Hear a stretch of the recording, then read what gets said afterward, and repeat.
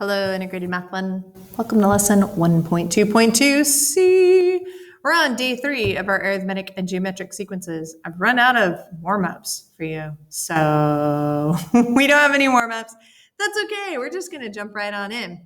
So again, we've been talking about arithmetic and geometric sequences. Again, our goals, determining the next term in a sequence, recognizing arithmetic and geometric sequences, determining the common difference or common ratio for a sequence, graphing our arithmetic and geometric sequences. That's what we started doing last time, recognizing our graphical behavior of sequences and sorting sequences that are represented graphically. So we're starting to see the graphs of these sequences now, and hopefully you're starting to see a pattern in them.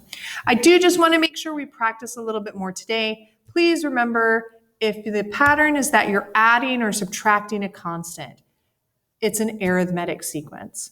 And we call that constant a common difference. If I'm adding a constant, then it's going to be a positive number for your common difference. If I'm subtracting a constant, then it's going to be a negative number for your common difference. Please remember that. If you find your pattern is that you're multiplying or dividing by a constant, same number over and over again, multiply, multiply, or divide, divide, then it's a geometric sequence.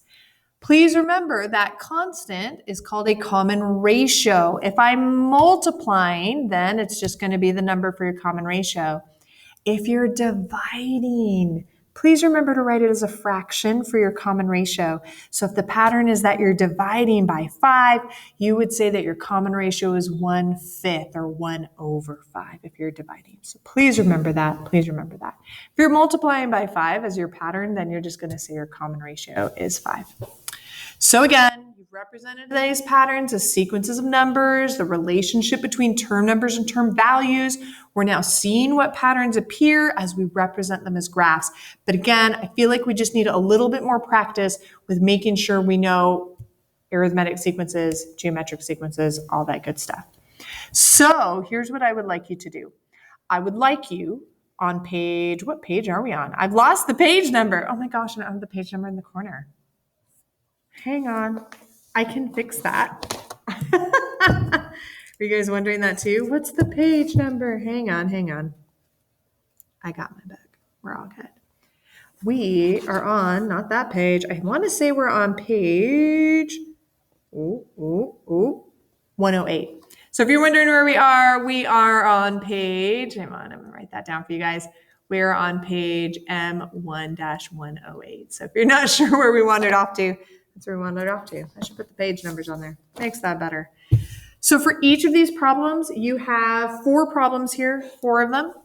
I would like you to write the first 5 terms of the sequence described. So you have a description. Give me the first 5 terms. And I want you to identify the sequence as arithmetic or geometric. Go ahead and hit pause, work all 5 of these out, and then hit play to check your work.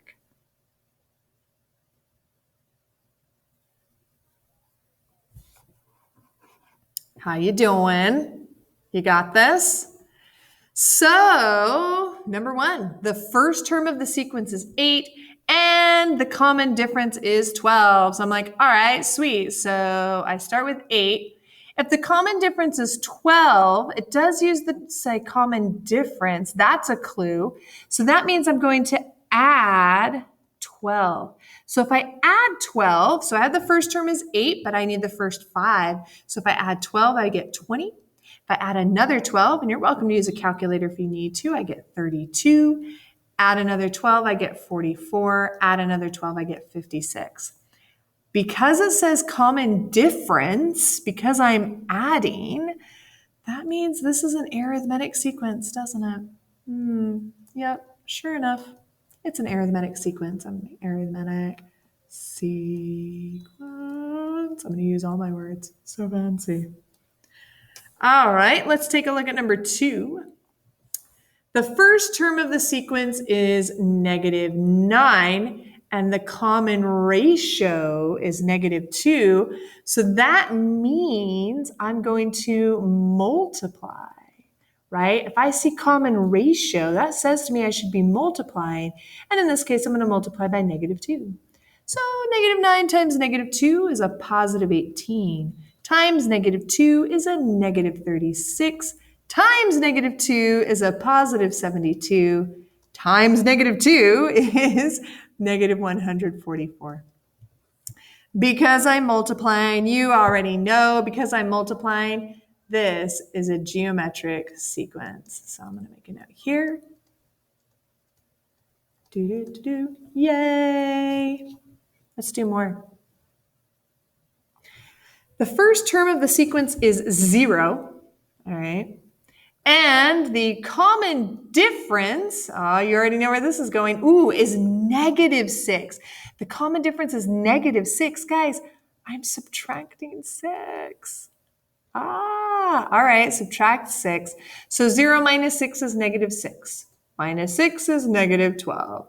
Minus 6 is negative 18. Minus 6 is negative 24. 1, 2, 3, 4, 5. Cool. Add the first 5 terms. Because it's a common difference, because I'm subtracting, this is clearly an arithmetic sequence. I'll make a quick note of that. Arithmetic sequence. Yeah. Last but not least, this one was the rough one. Did you have a hard time with this one? It's okay. The first term of the sequence is negative 3. And the common ratio is negative 4. That means we need to multiply. Oh, my multiply got crazy there. Multiply by negative 1/4. Don't panic, don't panic, don't panic. You got this. Negative 3 times a negative 1/4. Well, negative times negative is a positive, and 3 times 1 is 3. So I'm going to say it's a positive 3/4. There we go. If I multiply by that by negative 1/4, it becomes negative again. And 3 times 1 is 3, and 4 times 4 is 16. Remember when we multiply fractions, top to tops, bottoms to bottoms. We're going to multiply again. Negative times a negative is a positive. 3 times 1 is 3. 16 times 4 is 64. Feel free to use a calculator. That's all right. And if I multiply by a negative 1/4 again, positive times a negative is a negative. 3 times 1 is 3. And 64 times 4 is 256. Whew, 1, 2, 3, 4, 5 terms. There it is. That got a little wonky, but that's okay. Nothing we can't handle. Nothing we can't handle. We have to say what kind of a sequence it is.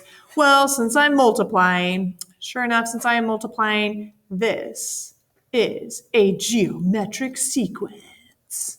Yeah. All right. Hopefully you're getting the idea. Are you getting the idea? Are you figuring this out? I think you are. All right, people. That's all I had for you today. Just practicing arithmetic and geometric sequences. That's it. That's all. So I hope you found this helpful. I hope you found this useful, despite the fact that I forgot the page numbers. And if you do have questions or concerns, email me, come talk to me, come see me during office hours. You know I'm around, and I'll see you guys later. Bye.